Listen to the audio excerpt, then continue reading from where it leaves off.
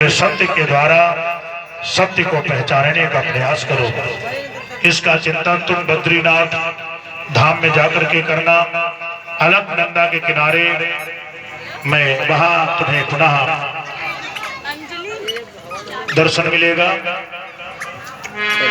जाय को प्रभु दारुण दुख देहि, जाको प्रभु दारुण दुख देहि, जाय को प्रभु दारुण दुख देहि, जाको प्रभु दारुण दुख देहि, ताकि मति पहिले हरि लेहि, ताकि मति पहिले हरि लेहि, ताकि मति पहिले हरि लेहि, ताकि मति पहिले हरि लेहि, ताको प्रभु दारुण दुख देहि।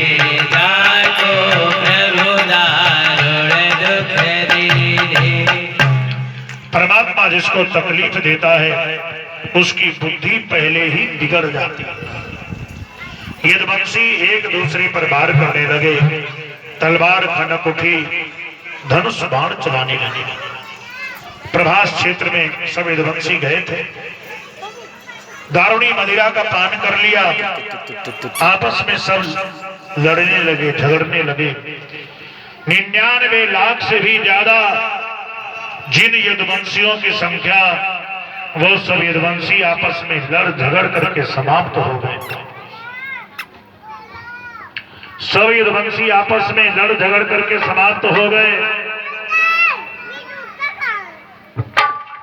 सारे शस्त्र जब समाप्त हो गए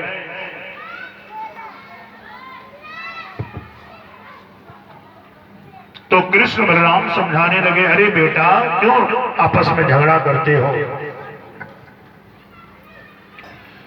तो यदुवंशियों की ऐसी बुद्धि बिगड़ी,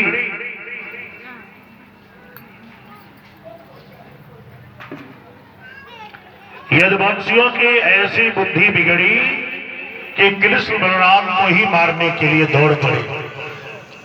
तो कृष्ण बलराम वहां से भागे भागे आए और एक ऊंचे पहाड़ पर चढ़ करके आ गए। और कन्हैया ने कही, दाऊ भैया अब तो बस यही बाकी था।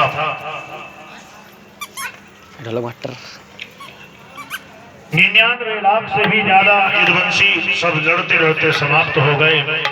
आग्नेय शस्त्र, पशुपत शस्त्र, सारे शस्त्र समाप्त हो गए। लेकिन जो लोहे का मूसल यदुवंशियों ने पीस कर समुद्र में फेंका था, उसके चुरुण से किनारे पर एरका नाम की घास उगाई, उसी को उखाड़कर एक दूसरे पर वार करने लगे। उद्धव जी तो बद्रीनाथ जाने की तैयारी में थे, सो बच गए। 99 लाख से भी ज्यादा जिन यदुवंशियों की संख्या सब आपस में लड़ झगड़ कर समाप्त हो गए।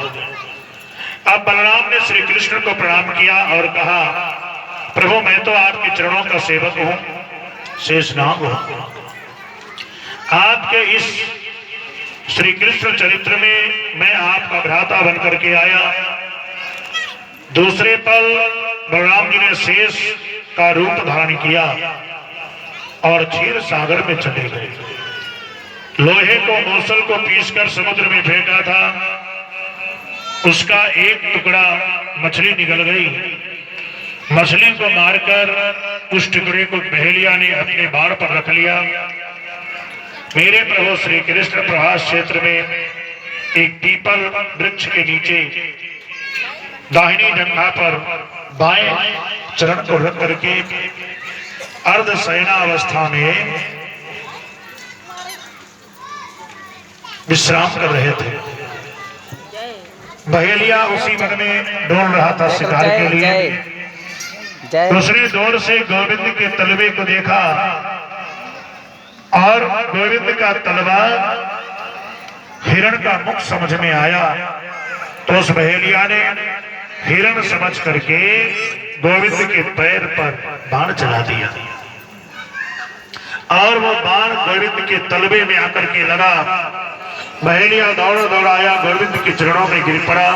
और कहा प्रभु मुझसे बहुत बड़ा अपराध हो गया, क्षमा करिए। तो प्रभु ने कहा बहेलिया चिंता मत करो, मेरी इच्छा के बिना कुछ भी होता नहीं है। तुम्हारा कर्ज पुराना बाकी था वो उतर गया, तुम सीधे स्वर्ग को जाओ। कोई संत कहते हैं कि सुग्रीव के भाई बाली को